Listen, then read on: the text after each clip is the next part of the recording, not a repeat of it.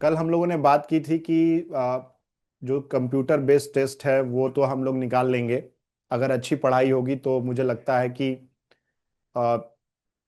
Seat के respect में जो रेशियो होता है वो इतना होता है कि आप आसानी से कंप्यूटर बेस्ड जो एग्जामिनेशन है वो निकाल लेते हैं। तो ये मैं पिछले 2 साल का आंकड़ा रखा हूँ। जो एग्जामिनेशन हुआ और जो फाइनल रिजल्ट आया, मैं एक टोटल वैल्यू लेकर रखा हूँ ताकि आपको पता चले। इसमें सारी कैटेगरी इन्वॉल्व है, जनरल, ओबीसी, एसटी, एससी, सबको मिलाकर लिखा हुआ है। तो 2024 में कुल जो वैकेंसी आई थी, अगर उसकी हम बात करते हैं तो ये टोटल वैकेंसी थी 46,617। और इसमें जो सिलेक्शन हुआ था, फाइनल जो बच्चों का रिकमेंडेशन हुआ, वो 44,266 बच्चों का हुआ। यानी अगर 2024 में जो वैकेंसी थी उसके टोटल सिलेक्शन की बात करें तो इसमें आप देख रहे होंगे कि 2,300 के करीब, 300 साढ़े 300 के करीब बच्चों के सिलेक्शंस नहीं हो पाए। ये रिक्तियां खाली रह गईं। कहने का मतलब ये है कि स्टैंडर्ड जो है वो मीट ही नहीं कर पाए, क्योंकि अब जो एग्जाम होता है कंप्यूटर बेस्ड टेस्ट, उसमें एक सर्टेन रेशियो के हिसाब से बच्चे को ले लिया जाता है फिजिकल एग्जामिनेशन के लिए।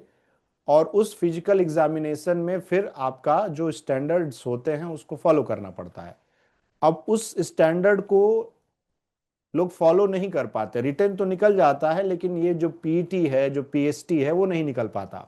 और इस परिणाम स्वरूप जबरदस्ती बीएसएफ, सीआईएसएफ या फिर आसाम राइफल्स या फिर एसएसबी में आपको नहीं लिया जा सकता है, क्योंकि आपका काम ऐसा है कि अगर आप थोड़े भी उस स्टैंडर्ड पे मीट नहीं करते तो आपको डिस्क्वालीफाई कर दिया जाएगा।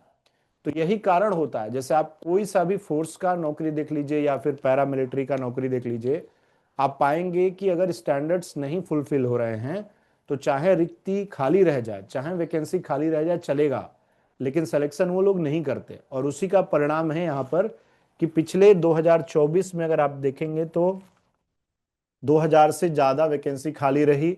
और इस साल 53,000, 2025 जो पेपर हुआ उसमें 53,690 वैकेंसीज थी और सिलेक्शन हुआ मात्र 48,113 का।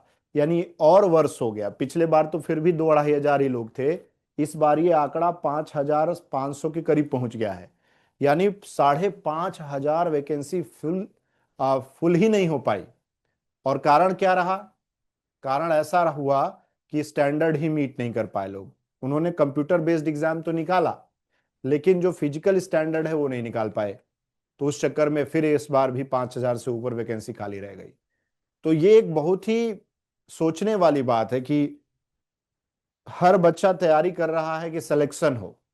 रिटर्न निकाल लेने के बाद हम ये सोचते हैं कि हमारा सिलेक्शन हो जाए।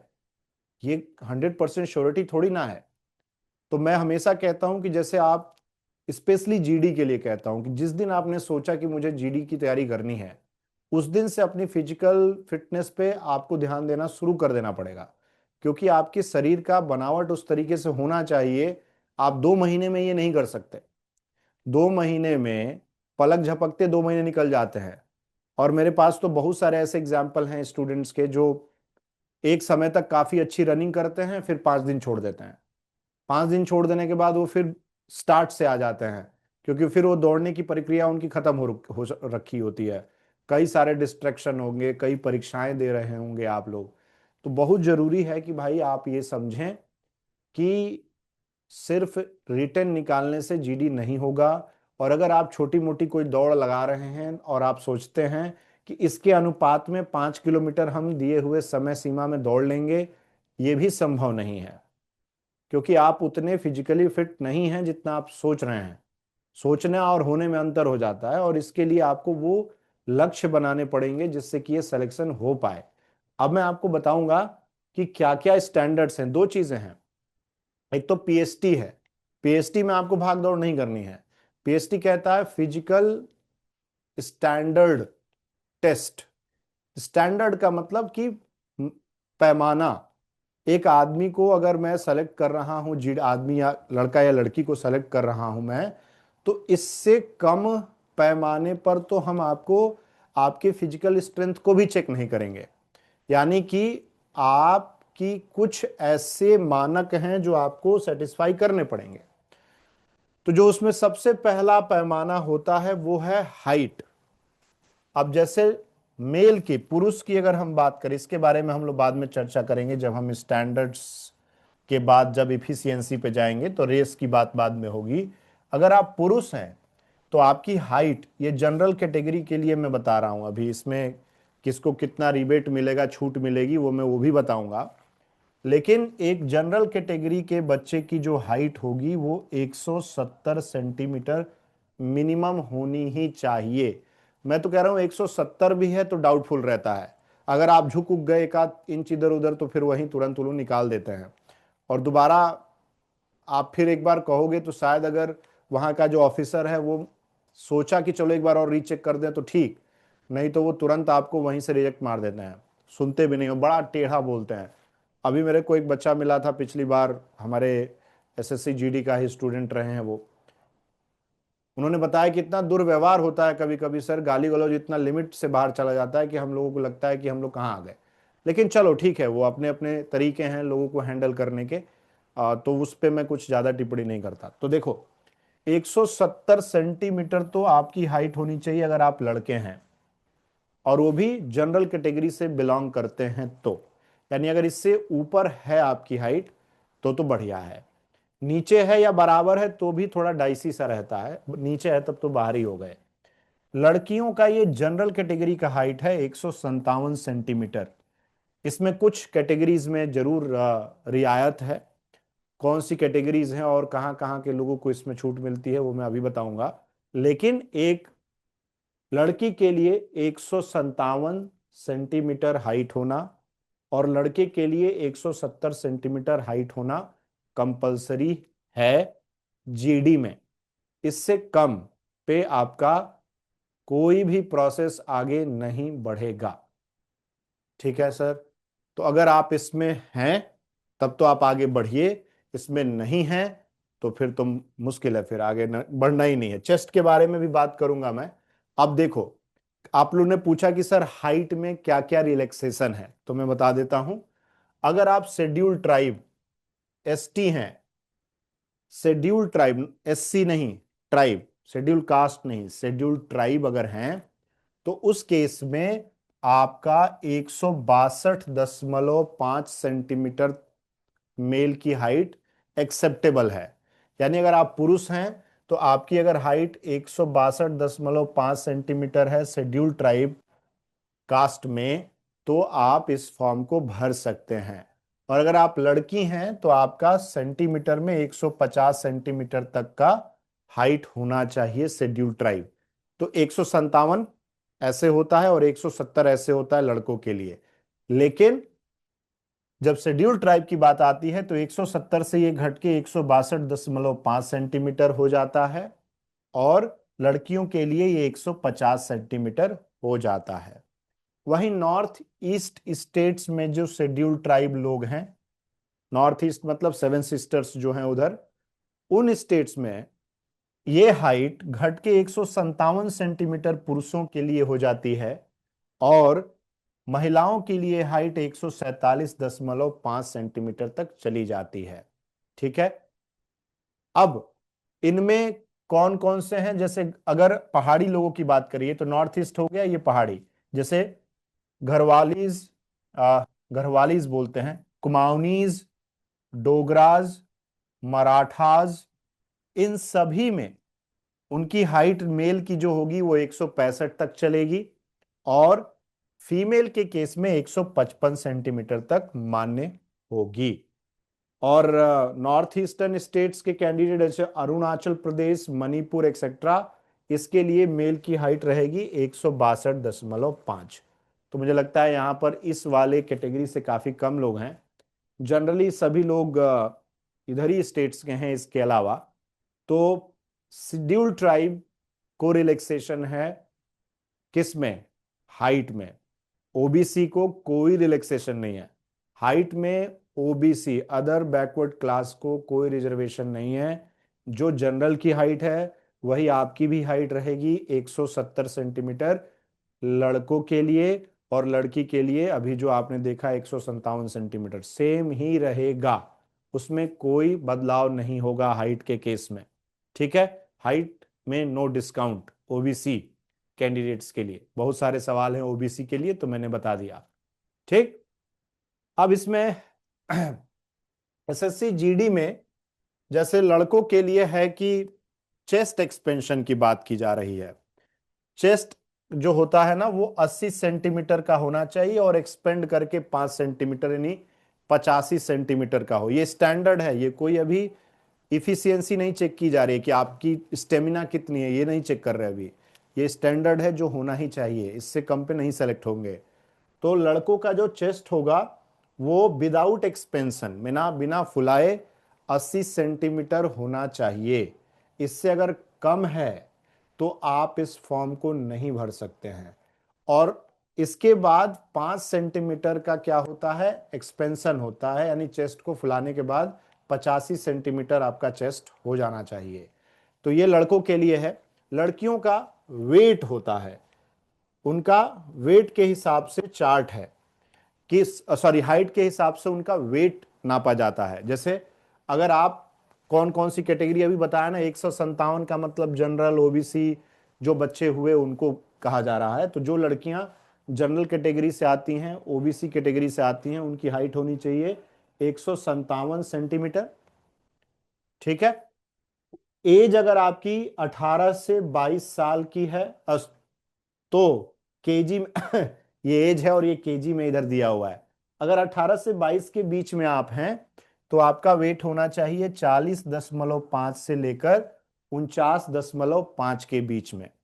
ठीक है, तो ये है एज। अगर आपकी एज इन दोनों वैल्यू में से किसी एक में लाई करती है तो आपका वेट इतना होना चाहिए इन दोनों के बीच में। तो ये चार्ट जो लड़कियां हैं खासकर वो देख लें। 23 से 27 के बीच में अगर आपका एज लाई करता है तो आपका वेट 42 से 51 के बीच में होना चाहिए। वहीं अगर 28 से 32, क्योंकि एज रिलैक्सेशन कास्ट वाइज मिलता है, ओबीसी हैं तो 3 साल, एसटी एससी हैं तो 5 साल, तो इसलिए लिखा हुआ है। 28 से 32 साल अगर आपकी उम्र है तो उस केस में आपका वेट 43 से 53 केजी के बीच में होना चाहिए।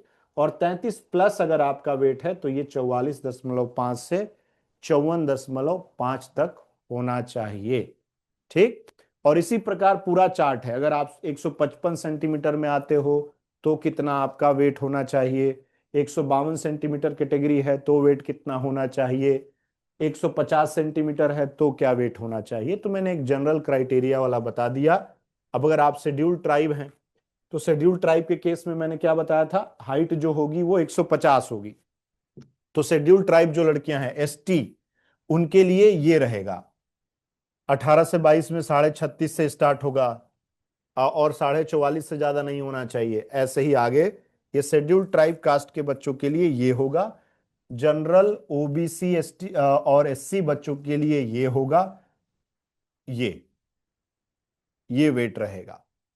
और बाकी ये पहाड़ी और जो नॉर्थ ईस्ट स्टेट्स के बच्चे हैं उनके लिए एलिजिबल होता है। ठीक है, तो अपना अपना जिस जिस क्राइटेरिया में आप फिट बैठ रहे हो वो आप देखते रहना। अगर आप नहीं हो इसमें तो मुझे लगता है कि अभी इस साल आपको इस स्टैंडर्ड को पहले मेंटेन करना पड़ेगा।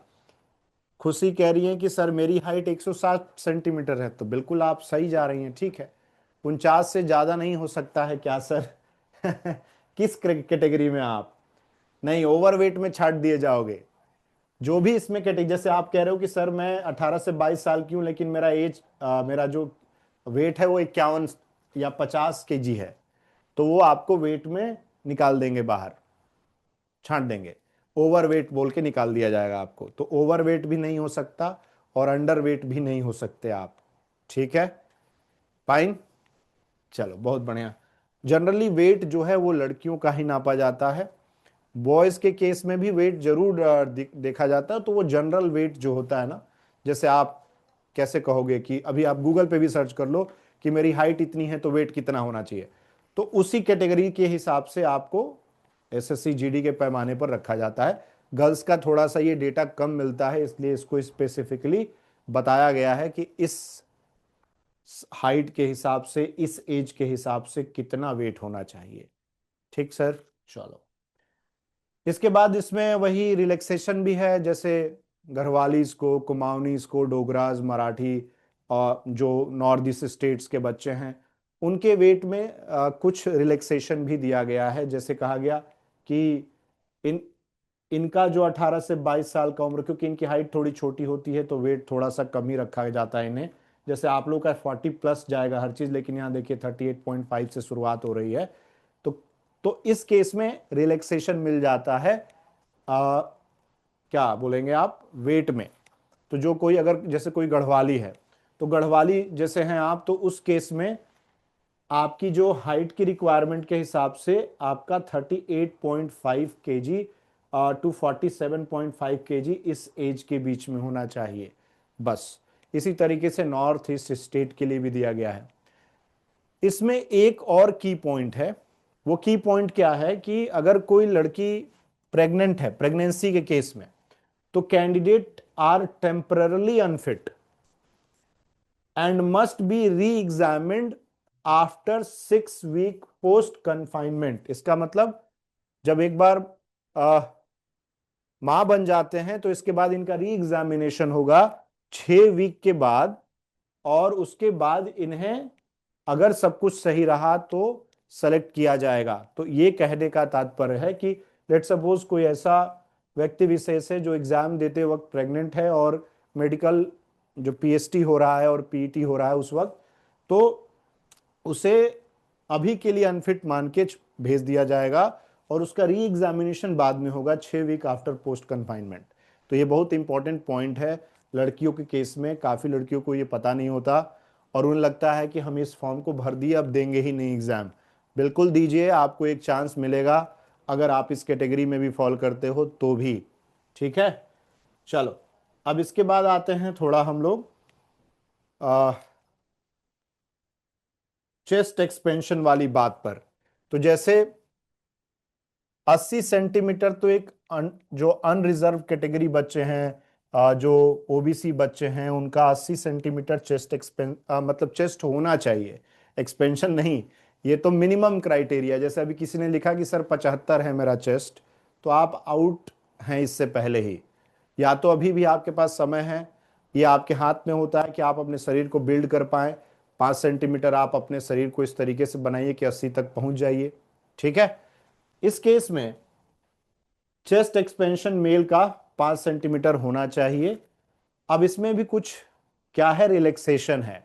जैसे अगर आप शेड्यूल्ड ट्राइब हैं तो उस केस में 76 सेंटीमीटर आपका चेस्ट रहेगा, लेकिन एक्सपेंशन 5 सेंटीमीटर आपका भी रहेगा। तो बाकी के कैटेगरी में तो 80 सेंटीमीटर चेस्ट होना चाहिए, लेकिन एसटी कैटेगरी में ये 4 सेंटीमीटर कम होता है और 5 सेंटीमीटर इसमें भी एक्सपेंशन चाहिए ही, एक्सपेंड करना होगा। गढ़वालीज, कुमाऊनीज यानी जो मेजरली पहाड़ी क्षेत्र के बच्चे हैं, नॉर्थ ईस्ट के बच्चे हैं, उनका जो चेस्ट है वो 78 सेंटीमीटर होना चाहिए और 5 सेंटीमीटर इनका भी एक्सपेंशन होना चाहिए। अब ये जरा देखिए, जो गोरखा टेरिटोरियल एडमिनिस्ट्रेशन में कार्यरत लड़के हैं उनके लिए चेस्ट 77 सेंटीमीटर और 5 सेंटीमीटर एक्सपेंशन। तो आप देखिएगा इनमें से किस कैटेगरी में है और इस कैटेगरी के हिसाब से आपका रिक्वायरमेंट आप फुलफिल कर पा रहे हैं कि नहीं कर पा रहे हैं। ठीक है, इसके बाद आता है रेस। जो आप लोग कह रहे थे कि सर अब ये है फिजिकल स्टैंडर्ड टेस्ट। तो जब इतना सब आप निकाल लेते हो, आपका वेट हो गया, आपका हाइट हो गया, ये सब हो गया, जब चेस्ट एक्सपेंशन हो गया, तो फिर आता है आपका फिजिकल एंड्योरेंस, यानी कि फिजिकल इफिशियंसी कितनी है आपकी। तो सिंपल एक ही टेस्ट होता है और ये बहुत खतरनाक टेस्ट है। मैं इसे कहीं से भी हल्का नहीं मानता। एक लड़के को 5 किलोमीटर की दौड़ मात्र 24 मिनट में लगानी होती है। ये नंबर्स देखने में काफी आसान है। ऐसा लगता है कि 1600 मीटर की दौड़ में सर 4 मिनट में मार देता हूं, तो 4 मिनट 5 मिनट में मार दे रहा हूं सर, तो ये तो हो ही जाएगा। लेकिन ऐसा बिल्कुल भी नहीं होने वाला, क्योंकि आपकी जो बिल्ड है जो अगर कोई मान लीजिए इसमें से स्पोर्ट्स में होगा तो इस बात को सही से समझ पाएगा, या फिर जिम जाते होंगे तो भी आप समझ पाते होंगे कि एक आदमी जिसका शरीर बना हुआ है उस तरीके से, वो 120 किलो का डम मैंने क्या बोलते हैं उसको, स्क्वाट्स ऐसे ही मार लेता है। और अगर आपका शरीर नहीं बना हुआ है तो आप 20 किलो का स्क्वाट्स भी मारेंगे तो अगले दिन घुटनों में दर्द होना शुरू हो जाएगा। इसी तरीके से ये है कि आपका शरीर अभी अगर 1600 मीटर के लिए बना हुआ है तो आप 1600 मीटर में तो बढ़िया से दौड़ लेंगे, लेकिन जब इसी 1600 मीटर को कहा जाएगा कि आप इसे 5000 मीटर में क्या कर दीजिए, कन्वर्ट कर दीजिए, तो आप 2000 2500 मीटर जाते जाते गिर जाएंगे, पैर आगे नहीं बढ़ेंगे आपके। ठीक है, तो ये बहुत जरूरी है कि 5 किलोमीटर की रनिंग 24 मिनट में आप कंप्लीट करें। इससे कम में करें ज्यादा बेहतर है, इससे 1 मिनट 2 मिनट ज्यादा में तो नहीं करें। लड़कियों के केस में 1600 मीटर की रनिंग है, 1.6 किलोमीटर कह लीजिए, 8.5 मिनट में। ये बिल्कुल कम नहीं है, क्योंकि लड़के 1600 मीटर की दौड़ 6 मिनट में मारते हैं।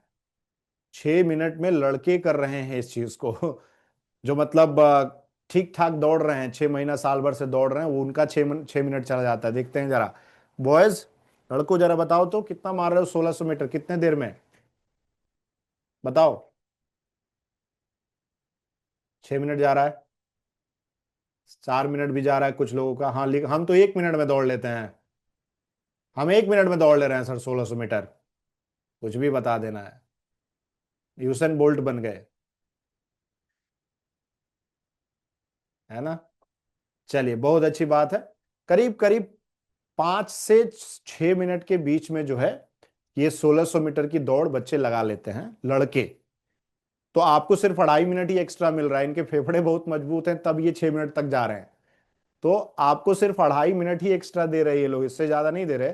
तो अगर कहीं से भी लगता हो कि ये 1600 मीटर बहुत आसान है दौड़ पाना, बिल्कुल नहीं है, आपको बहुत स्टेमिना बनाने की जरूरत पड़ेगी। और ये जो लोग 6 मिनट या 5:45 मिनट में भी दौड़ रहे हैं ना, ये काफी तेज दौड़ते हैं। ये इतना नहीं है स्लो कि बहुत धीरे धीरे दौड़ रहे होंगे, अच्छी स्पीड से दौड़ते हैं। तो आप लोगों को भी अभी से ही शुरू कर देना है रनिंग, जितना हो सके अच्छी रनिंग कीजिए और अपने आप को किसी भी इंजरी से बचाइए। अब हम लोग गांव में, जैसे मैं अपना बता रहा हूँ, आप लोग का पता नहीं, हम लोग तो रोड पे दौड़ते थे। जो मेन सड़क है, सुबह सुबह उस पे 3 बजे 4 बजे जाके दौड़ते थे। गांव वाली सड़क में कहाँ खड़ंजा था, उस पे तो और नहीं दौड़ सकते थे।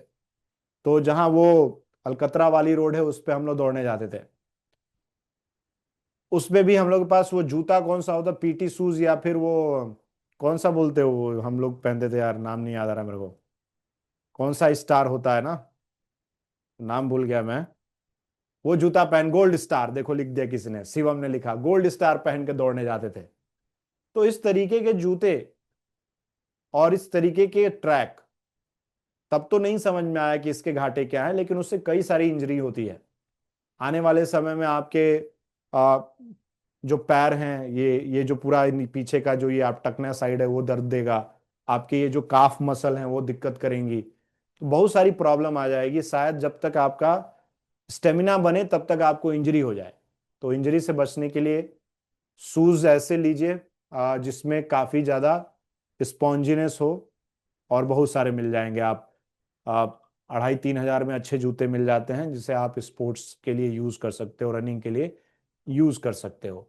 ठीक है, तो अगर एक बार अच्छे जूते ले लिए और अच्छी रनिंग शुरू कर दी, और रनिंग का भी अपना तरीका होता है, आप कैसे भी नहीं कि एकदम आप कोई दौड़ रहा है तो पहले बहुत तेज दौड़ लिया फिर बहुत धीरे, नहीं। आप अच्छे से दौड़िए, और इसकी टेक्निक सीखने के लिए आजकल यूट्यूब पे बहुत सारी वीडियोस हैं।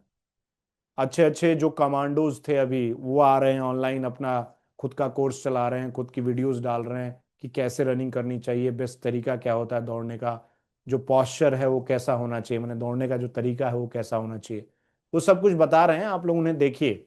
और ये सब कौन है, एक सर्विस मैंस हैं, कमांडो की ट्रेनिंग लिए हुए लोग हैं, उनकी वीडियोज आप देखिए, काफी फायदा होगा। अब देखो इसमें एक चीज है कि जो लड़के हैं और लड़कियां हैं नॉर्मल, जो समतल क्षेत्रों के, उनके लिए तो ये है। लेकिन लद्दाख रीजन के बच्चों के लिए, स्पेशली केवल लद्दाख रीजन के बच्चों के लिए 1600 किलोमीटर 1600 मीटर मेल कैंडिडेट जो होंगे उनको दौड़ना है 7 मिनट में। यानी कि 1600 मीटर की दौड़ 7 मिनट में पुरुष की, और महिला के लिए 800 मीटर की दौड़ 5 मिनट में लगानी है। तो ये लद्दाख रीजन के बच्चों के लिए एक स्पेशल एक्सरसाइज है, डिस्काउंट है, बाकी किसी के लिए नहीं है ये। आप चाहें किसी भी कैटेगरी से हैं, आपके 5,000 मीटर में 1 मीटर कम नहीं किया जाएगा। ठीक है, चाहे आप एसटी हो, एससी हो, ओबीसी हो, क्योंकि स्टैंडर्ड में हो सकता है, इफिशियंसी में सबको बराबर लेना पड़ेगा। आपका जो काबिलियत है वो सबका बराबर होगा तभी सिलेक्शन होगा। हाँ, इस बात पे कर सकते हैं कि आप चलो ये ऐसे जगह से आते हो, आपकी हाइट ज्यादा नहीं हो सकती, तो उस हाइट में रिलैक्सेशन मिलेगा, लेकिन आपकी जो इंड्योरेंस कैपेसिटी है, झेलने की ताकत है, वो बराबर होनी चाहिए। इसलिए इसमें कोई भी आपको डिस्काउंट नहीं मिलता। ठीक, तो फिजिकल स्टैंडर्ड के बाद जो फिजिकल इफिशियंसी है उसमें मात्र यही चेक किया जाता है। इतना आप कर ले गए, सेलेक्ट हो गए। लेकिन यही 5,500 लोग इस साल नहीं कर पाए हैं, और पिछले साल 2,500 के करीब लोगों से नहीं हो पाया। और इतनी वैकेंसी जो है पिछले साल से अगले साल बैकलॉग में चली गई है। और अब अगले साल 5,500 तो मिनिमम मान लो। भाई 5,500 आपके वैकेंसी में तो ऐड हो गया, क्योंकि वो तो खाली ही रह गया है। तो जो भी वैकेंसी थी उसमें 5,500 और जुड़ जाएगा। तो ये तो एक फायदा हो गया आप लोगों के लिए, है ना। ठीक है, अब नेक्स्ट थोड़ा सा बात करते हैं कि आपका डॉक्यूमेंट्स क्या क्या होना चाहिए। तो बहुत सिंपल है कि आपका 10th का सर्टिफिकेट आपके पास हो, या फिर 12th का, 10th का, जहां तक आप पढ़े हो वहां तक के सारे सर्टिफिकेट्स रिक्वायर्ड हैं जो भी आपने फॉर्म फिल करते समय बताया है। तो वो सारे सर्टिफिकेट्स होने चाहिए, जिससे कि आपका एज, आपका नाम और आपका एजुकेशन क्वालिफिकेशन प्रूव हो सके। ठीक सर। डोमिसाइल या फिर परमानेंट रेजिडेंट सर्टिफिकेट जहां के हैं वहां का डोमिसाइल भी चाहिए। जैसे आप उत्तर प्रदेश के हैं तो उत्तर प्रदेश का डोमिसाइल होना चाहिए, आप बिहार के हैं तो बिहार का डोमिसाइल होना चाहिए।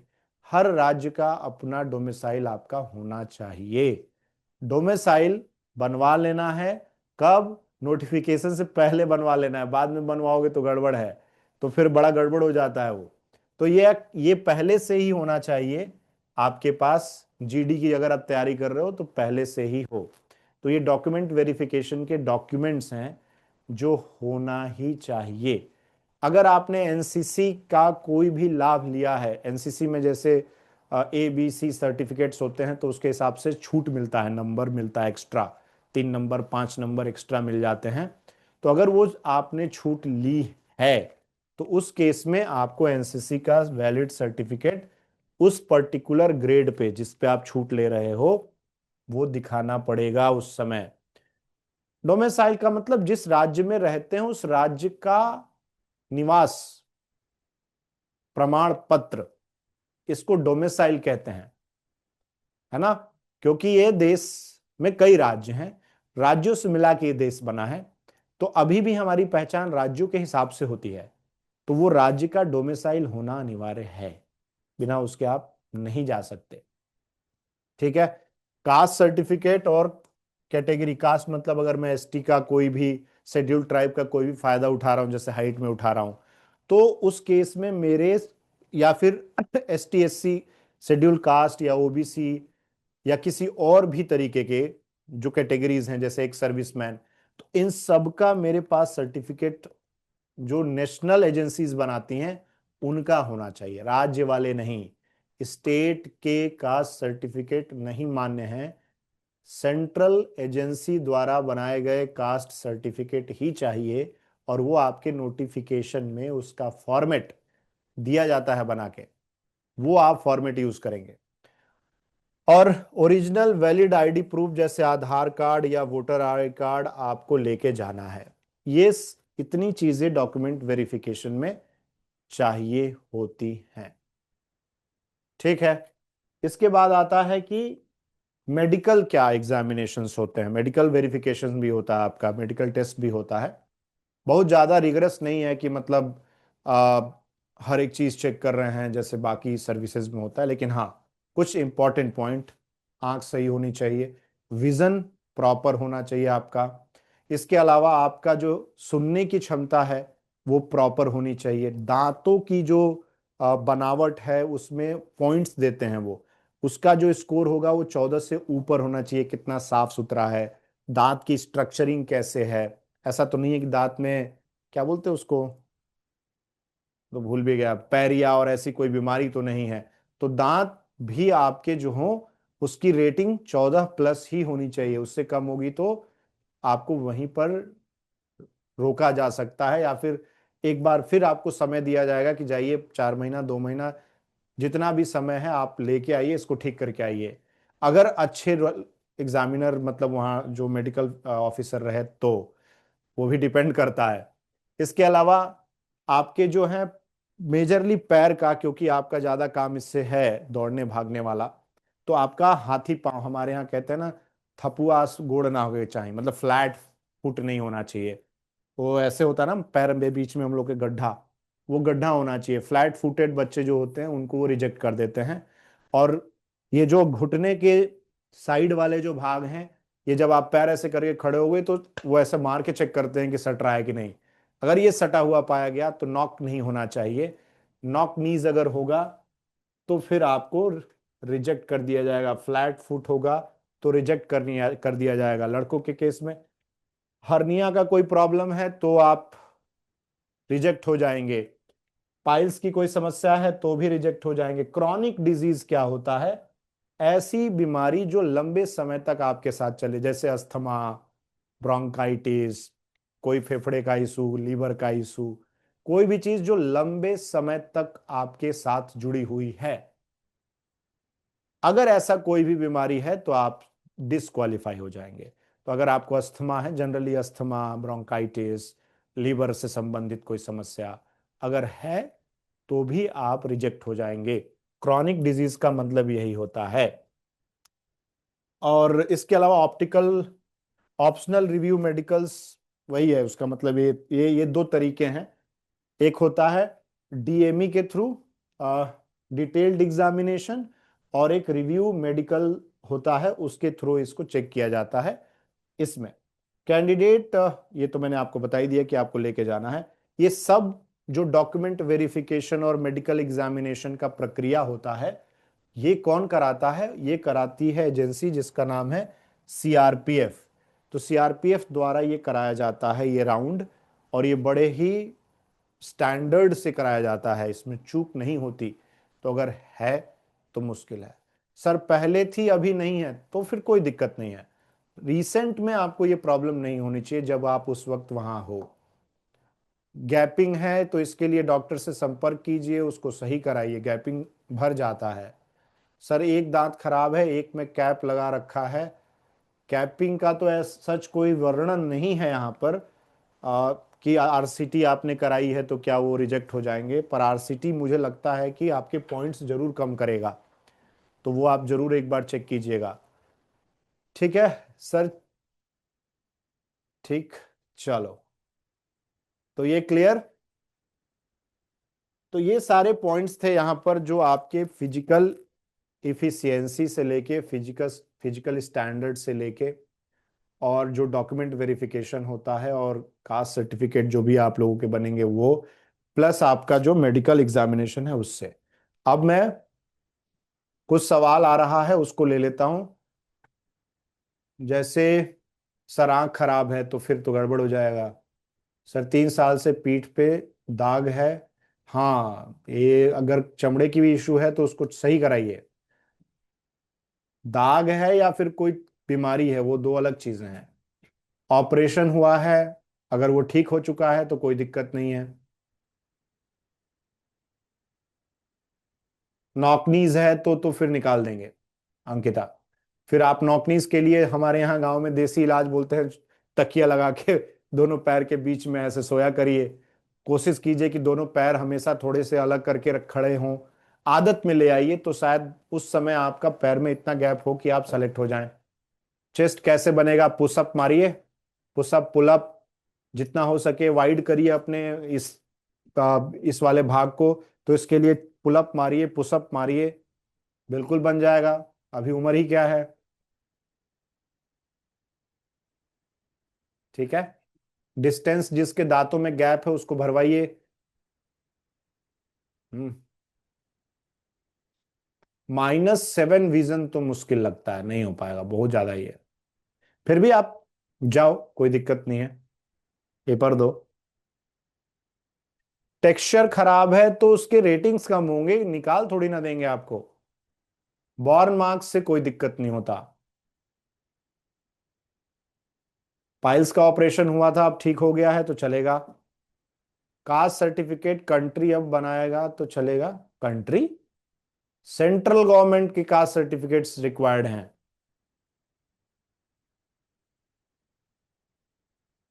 अरुण, ध्यान से उसको देखो, जीडी में भी और इन दोनों में से समस्या ना हो आपको। वेंस के वैसे मुझे नहीं लगता कि अगर आप जाहिर करेंगे तो ही फंसेंगे, वरना उतना डिटेल तो एग्जामिनेशंस नहीं होते। ओबीसी देखो, जनरल ओबीसी को कोई भी रिलैक्सेशन नहीं है। आपके जो स्टैंडर्ड मैंने बताए जनरल के जो हैं, वो आपके भी होंगे। ठीक है। और सिर्फ आपको हो सकता है कि आपकी कैटेगरी में नंबर दो, एक दो नंबर का डिस्काउंट मिल जाए, इससे ज्यादा नहीं। आजकल जनरल और ओबीसी का कट ऑफ में भी ज्यादा डिफरेंस नहीं है, एक आध नंबर का ही है। ठीक। सर एक दांत नहीं है।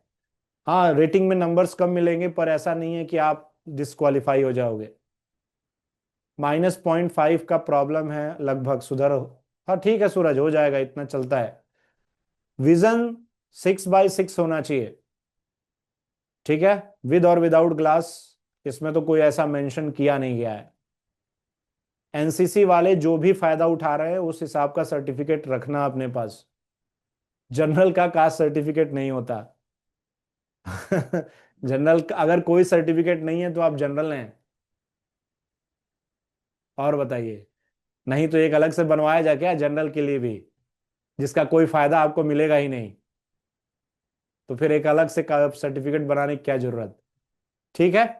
तो ये पूरा जो है इंफॉर्मेशन आपका, आपके पूरे पीएसटी पीईटी और डीवी से रिलेटेड जो भी इंफॉर्मेशन थी सारी मैंने बताने की कोशिश की है। इसके अलावा आप इस वीडियो को रिकॉर्डेड फॉर्म में देख सकते हैं, इसको मैं कोशिश करूंगा कि यूट्यूब पर भी डल जाए, ताकि कभी भी किसी भी वक्त रिक्वायर्ड हो तो आप लोग इसे देख लो। और अगर कोई डाउट रहा तो आप इस पर कल चर्चा, अगर क्लास में करना है करना, अभी करना है तो अभी कर लो आप, बाकी इतना ही है। मुझे नहीं लगता इसके बाद कुछ बचा है। रिटन एग्जाम का कट ऑफ बता दीजिए सर, यहाँ इसकी बात क्या करनी है, ये क्लास में होगी। जिसके पास एनसीसी सर्टिफिकेट है, अब वो जीडी का तो फॉर्म भर चुके हैं, अब कहाँ से, अगर उसका यूज भी करना था वो पहले करना था।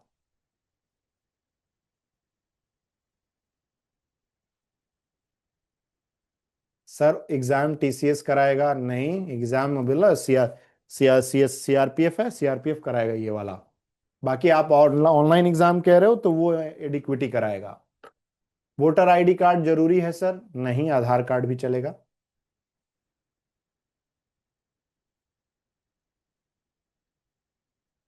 169 हाइट नहीं चलेगी, रिजेक्ट। लटकिए जाके डेली, उल्टा लटकिए, सीधा लटकिए, लटकिए, हाइट बढ़ाइए। बॉर्न मार्क का कोई दिक्कत नहीं है, वो मेंशन किया है आपने, फॉर्म भरते समय आपको मेंशन कर देना चाहिए। सर अभी डॉक्यूमेंट बनवा सकते हैं नहीं, आपके फॉर्म भरने से पहले के डॉक्यूमेंट्स होने चाहिए या उस समय के होने चाहिए, उसके बाद नहीं।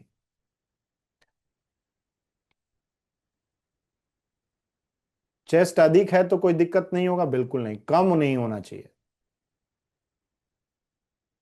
चलो, तो ये हो गया पूरा का पूरा इंफॉर्मेशन यहाँ पर अब डिस्कस हो चुका है। और मुलाकात अब आप लोगों से कल होगी, उम्मीद करता हूँ ये पूरी इन्फो आप तक प्रॉपरली पहुँच गई होगी। अब आप रिटेन एग्जामिनेशन की तैयारी तो कर ही रहे हैं, लेकिन मैं चाहता हूँ कि आप फिजिकल की भी तैयारी रिटेन के साथ ही करते रहिए, क्योंकि अगर एग्ज़ाम निकल गया तो इतना समय नहीं मिलता, मात्र आपको रिजल्ट आने के बाद 2 से 2.5 महीने मिलेगा। रिटन एग्जाम निकल जाने के बाद भी हम तैयारी कहाँ करते हैं ये सोच के कि क्या पता होगा कि नहीं। हम तो उस दिन से तैयारी करते हैं ना जब हमारा नाम आ जाता है रिजल्ट में। तो उसके बाद 2.5 महीना ही मिलेगा, 2.5 से 3 महीना। 3 महीना में मैंने किसी को नहीं देखा है आज तक कि वो 5 किलोमीटर की दौड़ निकाल के निकल गया, वो नहीं निकल पाएगा। क्योंकि ऐसा हो ही नहीं सकता कि 3 महीना में 90 दिन वो रेगुलर दौड़ ले, असंभव है। तो वो फिर गड़बड़ होगा। अभी से आप स्ट्रेंथ बनाइए कि बीच में एक आध दिन का कुछ गैप भी हो गया, कुछ भी हो गया, तो भी आपकी स्टेमिना में कोई कमी ना आए। ठीक है, खाने पीने पे ध्यान रखिए, मजबूत बनाइए खुद को, क्योंकि मेंटली प्रिपेयर होना ज़्यादा जरूरी है। फिजिकली प्रिपेयर तो हो जाएंगे, मेंटली वो होना चाहिए कि मैं कर पाऊंगा, नहीं तो मुश्किल है। डोमिसाइल अभी आप लोग ये समझते क्यों नहीं हो, फॉर्म भरने के समय आपका डोमिसाइल होना चाहिए, फॉर्म भरने के समय आपका कास्ट सर्टिफिकेट होना चाहिए, फॉर्म भरने के समय आपका आपके हाथ में रिजल्ट होना चाहिए, फॉर्म के बाद नहीं। ये जो बाद में बनेगा ना वो रिजेक्ट कर देते हैं। फॉर्म जब फॉर्म भरते हो नोटिफिकेशन आता है, उस वक्त ये होना चाहिए आपके पास, नहीं है तो नहीं होगा। सिंपल लाइन है, अगले साल की तैयारी कीजिए। ठीक है, आप बनवा के ले जाइए, पेपर दीजिए, पेपर देने में क्या प्रॉब्लम है, निकल जाएगा। मेडिकल वहां जब डॉक्यूमेंट वेरिफिकेशन होगा वो खुद आपको बताएंगे कि इस साल मुश्किल है, आप इन्होंने बाद में बनवाया आपने इसको। वो फिर आपको डेट दिखाएंगे। आपने कभी नोटिफिकेशन पढ़ने की जो जद्दोजहद की है? नोटिफिकेशन पढ़ा करो, जरूरी है। केवल फॉर्म में वैकेंसी कितनी आई है यही देखने से काम नहीं चलेगा। उस फॉर्म में ये भी पढ़ना होता है कि मेरे लिए क्या क्या रिक्वायरमेंट्स हैं। समझे? चलो सर, ध्यान देना अपना, मिलते हैं कल फिर, मतलब सोमवार को। उम्मीद है कि इस इंफॉर्मेशन से आपको फायदा पहुंचा होगा। अब आपसे मुलाकात सोमवार शाम 3 बजे होगी। ध्यान रखिए। नमस्कार।